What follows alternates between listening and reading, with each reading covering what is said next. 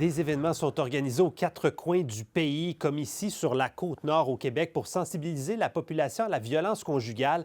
En ce 25 novembre, on souligne la Journée internationale pour l'élimination de la violence faite aux femmes. C'est également le début d'une campagne de mobilisation qui va culminer le 6 décembre au Québec, anniversaire de la tuerie de l'École polytechnique de Montréal, qui avait coûté la vie à 14 jeunes femmes en 1989. Et le 10 décembre, ailleurs dans le monde, Journée des droits de la personne. On en discute avec Mayra Martin, qui est directrice générale de l'Action ontarienne contre la violence faite aux femmes. Bonsoir, Madame Martin.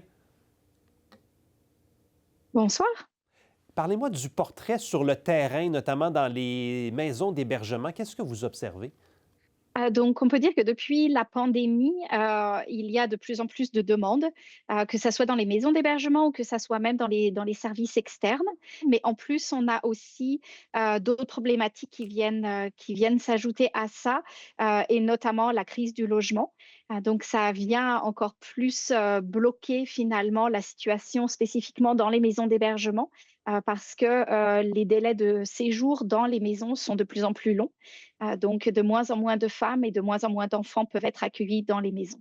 Donc on a à la fois une hausse des demandes et malheureusement pour certains services, une moins grande capacité à y répondre à cause de d'autres problématiques. Comment vous expliquez cette augmentation de la demande? Est-ce que c'est parce qu'il y a plus de violence ou il y a plus de signalements? C'est quoi votre lecture? C'est toujours un peu difficile d'interpréter les statistiques. Nous, la lecture qu'on en fait, en tout cas, c'est probablement qu'il n'y a pas plus de violence qu'auparavant. Par contre, ce qu'on voit, c'est probablement que les personnes, ont une meilleure, connaissance de qu'est-ce que c'est que la violence, de qu'est-ce que c'est que des comportements inacceptables et aussi connaissent mieux les services disponibles pour elles. Donc ça incite en fait, peut-être plus de personnes à quitter des relations abusives et à aller chercher de l'aide. On a vu des policiers participer au lancement de cette campagne à plusieurs endroits aujourd'hui. Sentez-vous qu'il y a des progrès pour redonner confiance aux victimes, pour peut-être mieux les accompagner dans le système judiciaire? Oui, on voit des progrès, mais il y a encore quand même vraiment des progrès encore plus à faire.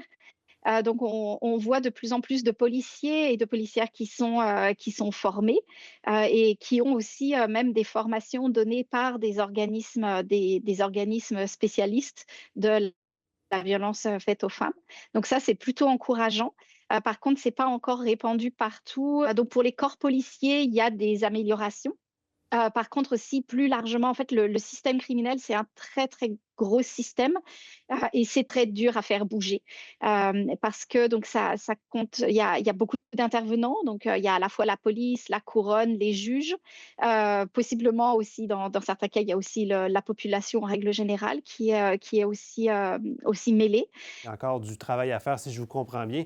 Avant qu'on se laisse, je vais vous entendre sur une déclaration du premier ministre Mark Carney qui a beaucoup fait jaser en fin de semaine lors d'un voyage à l'international. Il disait: le Canada n'a pas une politique étrangère féministe. Sentez-vous qu'il y a un changement de ton, changement de discours par rapport à l'ère Trudeau?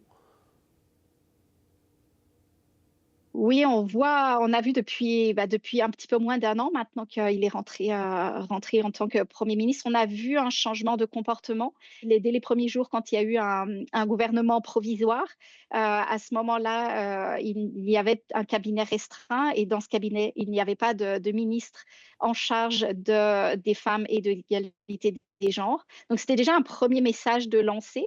Ça a été rattrapé une fois qu'il y a eu le déclenchement des élections et puis le nouveau gouvernement monté, où là, le poste de ministre à part entière a été remis. Mais il y a quand même eu un peu ce signal qui nous a vraiment inquiétés et on a dû se mobiliser. Donc c'est certain qu'on voit vraiment un changement de positionnement. Puis je vous dirais que ça concerne le Canada, mais c'est de façon un peu générale.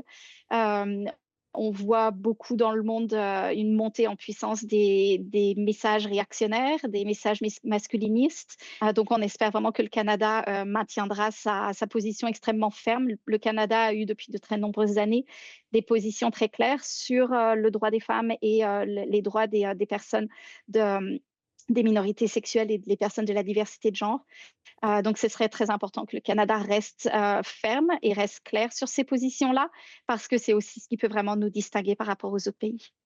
Alors, coup d'envoi, on le rappelle aujourd'hui, de cette mobilisation pan-canadienne contre la violence faite aux femmes. Mayra Martin, merci beaucoup de nous en avoir parlé. Merci.